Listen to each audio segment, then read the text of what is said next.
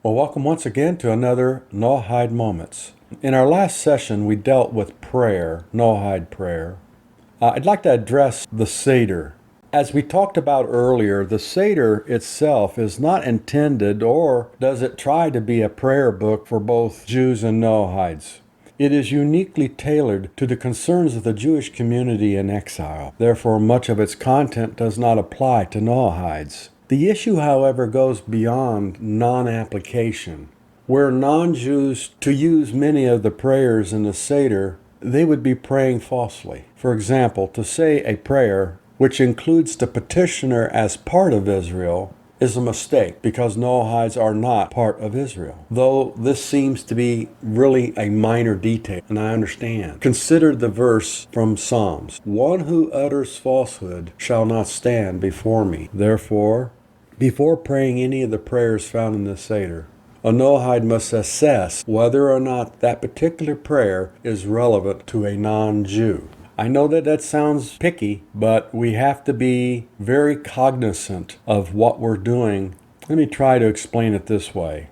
It is not reasonable to assume that ancient Noahide communities had their own unique liturgy, their own Siddurs. After all, we see that the Siddur itself does not offer Noahides a great amount of variety. If so, then what prayers did the ancient Noahides pray? This is a very hard question to answer. As we've talked about previously, the ancient Noahide communities disappeared in the 3rd century, leaving no written evidence of liturgy.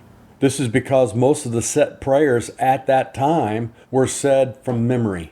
In fact, the Jewish community itself did not have and did not even compile written prayers until late into the 9th century. The lack of uniquely Noahide prayers is actually felt by both Noahides and Jews involved in the Noahide community. In response, many collections of Noahide prayers have been authored over the past 2 decades. Many of these have been compiled, are very good. They're excellent, while some are fundamentally flawed and have mistakes. Having reviewed all the publications available today, I would most recommend a small pocket-sized booklet called Prayers, Blessings, Principles of Faith, and Divine Service for Noahides. It's by Rabbi Moshe Weiner. I would like to also recommend The Order, a communal and individual Noahide Siddur that is sold at noahidenations.com. It's an excellent book that has all the different prayers for holidays, Friday nights, and daily prayers, all geared toward the Noahide. To summarize prayer for the Noahide, in prayer, one must be very careful not to utter any falsehoods, any words that would be considered falsehood. Much of the Siddur itself is specific for the exile of the Jewish community and specifically addresses their concerns. Therefore, Noahides cannot use most of the material contained therein. Nevertheless, the Siddur itself contains some universal material that Noahides may use for their daily prayers. While ancient communities likely did have specific Noahide liturgies, any actual evidence of that has been lost to history. Most authors have compiled and composed collections of Noahide prayers, some better than others.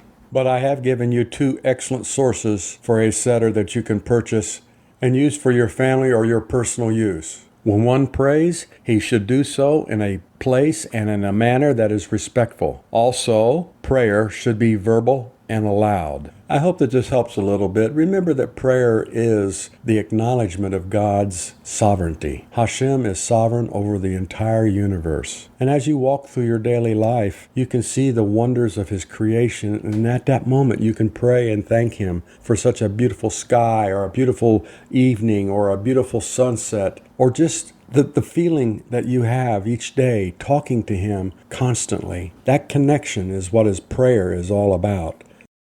Don't forget to register at nativ.net for the upcoming Noahide Mitzvot and Lifestyle course.